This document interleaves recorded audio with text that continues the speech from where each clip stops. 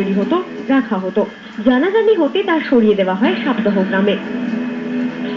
গড়বেতা শহর থেকে পূর্ব দিকে 1.5 কিলোমিটার এগোলেই সাপ্তাহ গ্রাম। সাপ্তাহ থেকে 1 কিলোমিটার উত্তরে এগোলে হোমগড় ধরে গোয়ালতোড়, সেখান থেকে জাতীয় সড়ক ধরে বাঁকুড়া জয়পুর, দক্ষিণের রাস্তা ধরলে মেদিনীপুরের জঙ্গলমহল দিয়ে মেদিনীপুর শহর খড়গপুর হয়ে সোজা রাস্তায় কলকাতা। আর সাপ্তাহ থেকে চাঁদাভিলা চন্দ্রকোনা হয়ে হুগলির আরামবাগের গোঘাট একেবারে সোজা রাস্তা। চারিদিকে এই সুগম যোগাযোগ চোখ এড়ায়নি সুশান্ত ঘোষের। অস্ত্র দুর্গ আগলে রাখার দায়িত্ব যায় সুশান্ত বাবুর 2 হাত, তপন ঘোষ ও সুকুর আলীর কাঁধে।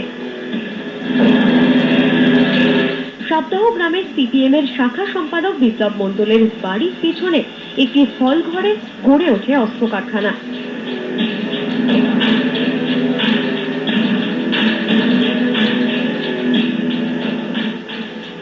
সেখানেই মিলেছে 56টি বন্দুক তৈরির সরঞ্জাম। আসানসোলের এক ব্যবসায়ীর কাছ থেকে আসতো লোহা, দক্ষিণ 24 পরগনা থেকে আসতো বারুদ। বিহারের মুঙ্গেরের কারিগরদের নেতৃত্বে এই অস্ত্র কারখানায় কাজ করত 50 জন কর্মী। মজুরি তৈরি 100 টাকা। প্রথমে গেছিলাম, হ্যাঁ, কোথায় কোথায় কোন কাজে?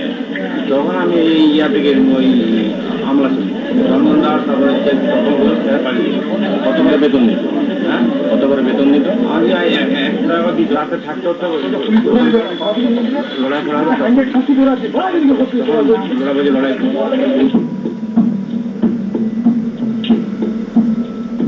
অস্ত্র সাপ্লাইয়ের অর্ডার যেত তপন সুকুরের জুটির কাছে।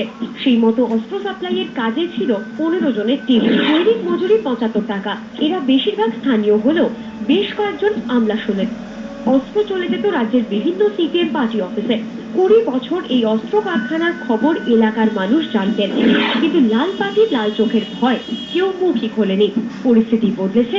গণতন্ত্র প্রতিষ্ঠা হতেই এগিয়ে এসেছেন সাধারণ মানুষ, কারণ বাংলা বুঝে গিয়েছে মাজা ভেঙে যাওয়া সিপিএম নেতৃত্ব এখন হুমকি দেওয়ার বদলে প্রাণে বাঁচতে লুকিয়ে বেড়াচ্ছে। গড়বেতার এই এলাকায় বিরোধী তো দূরের কথা, প্রবেশ নিষেধ ছিল পুলিশেরও।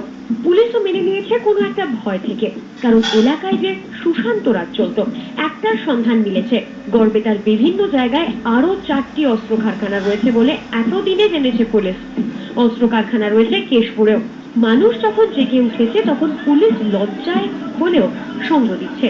মাঠে মারা গিয়েছে পশ্চিম মেদিনীপুরের পুলিশ সুপার মনোজ ভার্মার সাফাইও।